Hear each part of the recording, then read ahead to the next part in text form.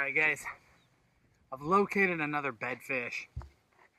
This is a smallmouth sitting down on a sand bottom.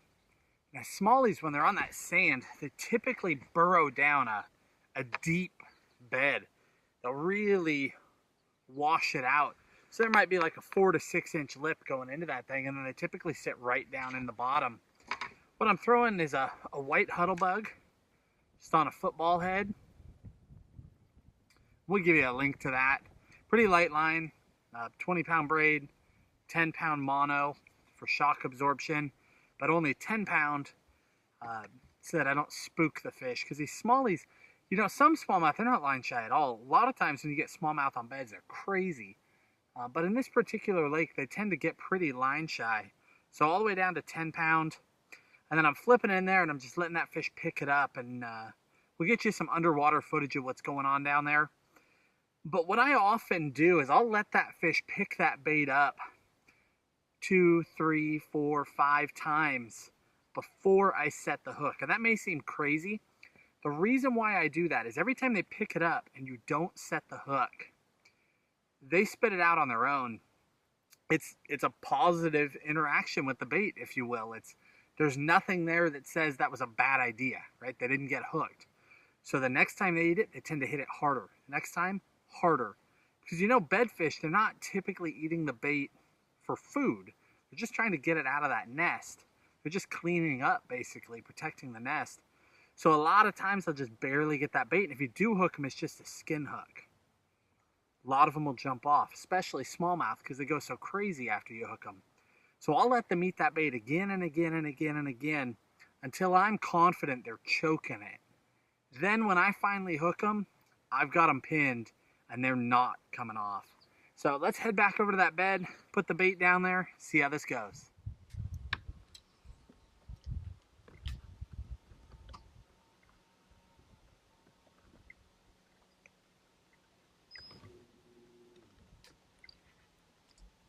That fish just picked that bait up and carried it off first flip. She's carrying it again, but she doesn't have it all the way down yet. She's got it fully in her mouth. She's got the hook in her mouth, but I want it to be in there deeper so when I hit her, I know I'm not going to lose that fish. We'll do this a few more times and then I'm going to swing on her.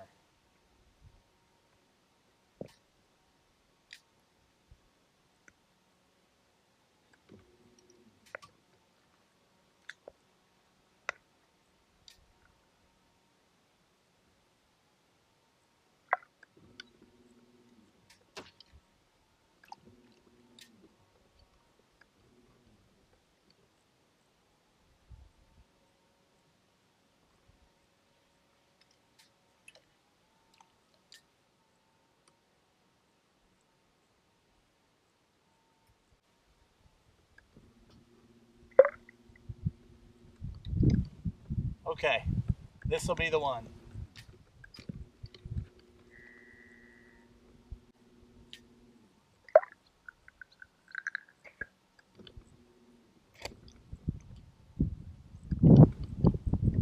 Oh, nope, not quite.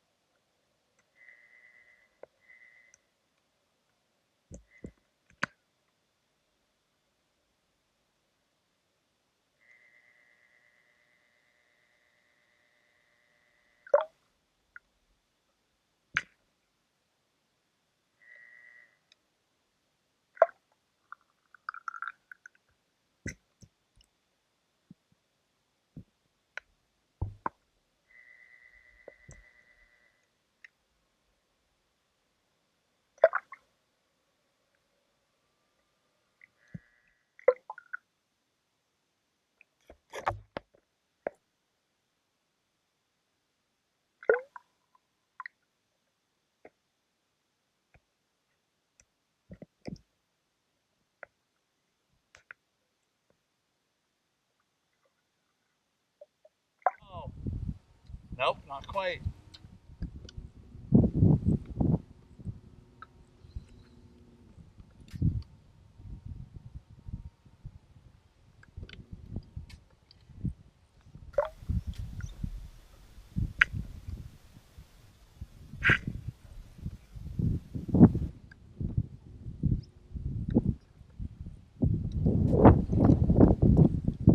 Now she's just picking up the back end.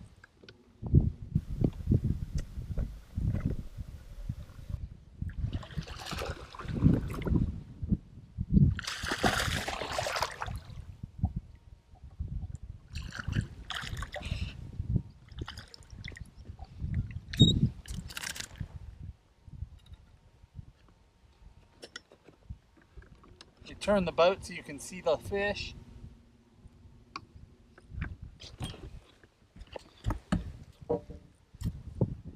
Nice little smallmouth. See how deep in there that bait is?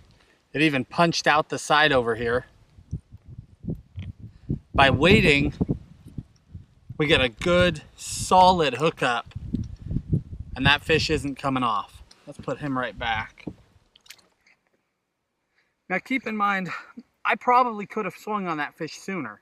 Probably on 3/4 of those casts. And some of them might have been deep enough, but from up here with a little chop on the water, I can't see for sure. So the best bet, rather than swinging early, is to wait until that fish is really fired up and I know for sure that she's got it good. Because there's no disadvantage to letting her eat it over and over again. As long as I'm not swinging, that fish is not getting nervous at all. She's not getting careful. She's gonna keep biting. I hope that helps. I hope you guys enjoyed the video. We'll talk to you soon.